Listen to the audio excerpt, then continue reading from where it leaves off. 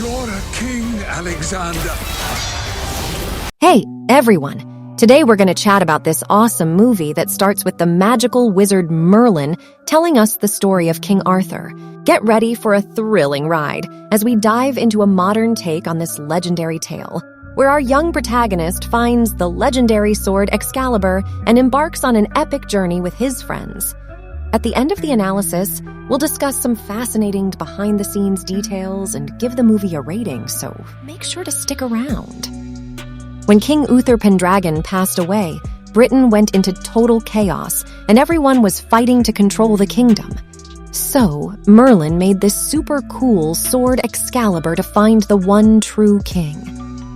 Arthur managed to pull the sword from the stone, but his half-sister Morgana was hungry for power and wanted to spread dark magic all over the place. Arthur and his knights had to fight her off, sending her to the underworld, where she promised to come back when the world was at its darkest. When you are long gone, when hearts are hollow and the land is lost and leaderless again, I will return. Fast forward to today, and we've got this 12-year-old kid, Alexander Elliot, who lives with his mom and goes to a private school.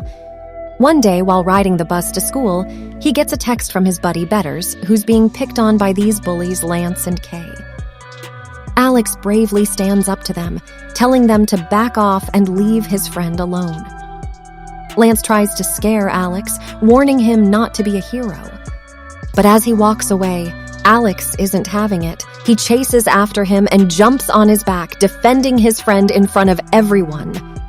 Later on, Alex's mom finds a bruise on his face from the whole ordeal. Alex wants to make the world a better place, even if it gets him into trouble, because he believes that's what his long-lost dad would want. His mom hasn't told him much about his dad, but she makes him out to be a hero who still cares for Alex. The next day after school, Lance and Kay come after Alex to continue their fight. Alex makes a run for it towards a construction site, but ends up cornered by the bullies near a ledge. He falls backward and gets knocked out. Scared, Lance and Kay take off. When Alex wakes up, he finds a sword stuck in a stone. He pulls it out, and down in the underworld, Morgana senses that someone found the sword.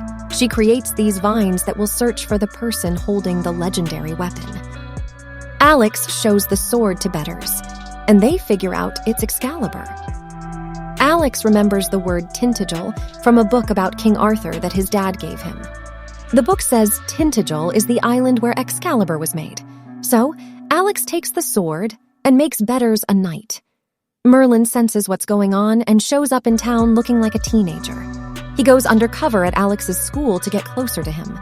A teacher mentions an upcoming eclipse in 3 days, which worries Merlin. Later on, he spills the beans to Alex and Betters about Excalibur and the threat of Morgana coming back during the eclipse. The boys are totally freaked out. That same night, one of Morgana's super creepy skeleton minions attacks Alex at his house, and he can't find his mom anywhere. Just when it looks like the creature's about to strike, Merlin swoops in and saves the day. But being in the mortal realm after sunset is dangerous for him, so he quickly turns into an owl and takes off.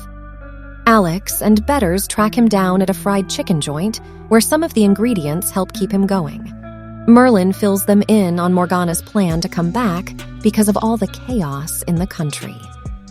At first, Alex isn't up for the whole saving the world thing, but when Merlin shows them a vision of what'll happen if they don't stop Morgana, Alex knows it's his duty. He tells Betters they've got to go to Tintagel to find his dad, who he's sure will help them, just like Arthur found his father. So the boys head back to the construction site, where they bump into Lance and Kay. Alex puts the sword back in the stone and dares the bullies to pull it out. When they can't, Alex does it again like it's no big deal. He gets Lance and Kay to kneel and become knights, even though they think it's ridiculous. But then, the Mortsmillas show up to attack. Lance tries to take the sword from Alex to fight them off, but it's a no-go. The four of them make a break for it together, noticing that the streets are empty because anyone who's not a knight disappears when the Mortsmill are around. They grab a car, manage to defeat the minions, but end up causing a whole bunch of chaos and almost causing a massive traffic accident. They head back to Alex's house, where he convinces everyone to join him on a quest to Tintagel to find the entrance to the underworld and take on Morgana.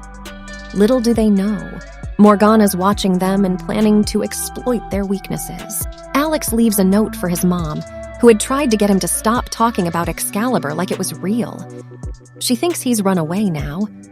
Alex, Betters, Lance, Kay, and Merlin hop on a bus to Stonehenge, where they hope they'll find the entrance to the underworld. Once they get through, Merlin starts training the four of them to be better fighters. They have to battle these dark roots controlled by Morgana, who tricks Lance into taking Excalibur for himself. The roots get stronger and drag the kids deeper underground until they call for Merlin, who comes back and sends the roots packing. The others are not too happy with Lance for what he's done, even though he thinks he deserves the sword more. Alex and Lance end up fighting, and Lance breaks Excalibur. Alex calls him out for ruining everything and being such a cynic. Kay says sorry for their past behavior, admitting that they're bullies because they think the world's already a harsh place. While making their way through a swampy area, Alex accidentally drops the broken sword into the water. Surprise! He finds out he can summon the legendary Lady of the Lake, who gives him a good-as-new Excalibur. The friends set up camp for the night, and Alex heads to Tintagel by himself to find his dad. He gets to a house with an address his mom gave him and meets his Aunt Sophie. Alex thinks his dad was this hero battling demons, just like his mom said. But Aunt Sophie spills the beans. His dad's demon was actually alcoholism, and he took off because he didn't care about them. The book about King Arthur wasn't even from his dad, but from his grandma. Heartbroken, Alex goes back to Betters feeling super down. To cheer him up, Betters shows off a metal duplicating trick he learned from Merlin, making Alex believe he's not totally helpless against Morgana. Lance, Kay, and Merlin join them, giving Alex's confidence a boost. The heroes saddle up and ride to an area that leads to the underworld, where Alex faces off with Morgana. She sends her minions to attack his buddies and turns into a horrifying flying creature to try to kill Alex. He uses Excalibur to stab her in the chest, which seems to do the trick. The underworld starts falling apart, but the heroes make it out just in time. Alex hands the sword back to the Lady of the Lake and heads home, thinking he's won. The next morning, Alex wakes up to find his house covered in roots. Morgana's alive, and the eclipse is happening that night. He realizes that even though he thought he'd followed the right code to beat Morgana, he hadn't been honest with his loved ones. Alex says sorry to his mom for his attitude and for being mad about her lying about his dad. To prove Excalibur's the real deal, he has the Lady of the Lake bring the sword back in the bathtub. With some help from his friends, Alex gets the headmistress to round up all the students to help him fight. At first, they laugh it off, thinking he's just being a nerd. But Merlin wins them over with his magic, and the headmistress promises a day without lessons. Betters duplicates armor and weapons for the students to use. As the eclipse rolls in, so do Morgana and the Mortis Meals. The students go head-to-head with the skeleton demons, but more keep coming. Morgana weakens Merlin, but Alex finds him and brings him back to life with some liquefied nuggets, soda, and ice cream. Merlin helps the students fight back, and Alex gets close enough to Morgana to strike her with the sword, taking her head off. Her monstrous body gets dragged back into the underworld, and the remaining demons are toast. Everything goes back to normal. Merlin says goodbye to Alex and his friends, knowing they'll be needed again someday. Now Alex has new friends and a new sense of purpose to be a force for good in a dark world. In my opinion, The Kid Who Would Be King is a super fun and cool movie that brings the classic King Arthur legend into the modern world. The film is packed with action and magic, making it a great watch for both kids and adults. The young actors are pretty awesome, especially Louis Ashbourne Circus, who plays the main character, Alex.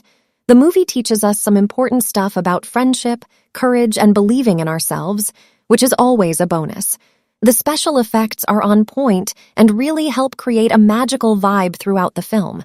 Yeah, the plot might be a bit predictable at times, but honestly, the movie's message and exciting action scenes more than make up for it. Overall, I'd give The Kid Who Would Be King a solid 7.5 out of 10. It's a fun family movie that I think everyone should check out when they're in the mood for some good old adventure.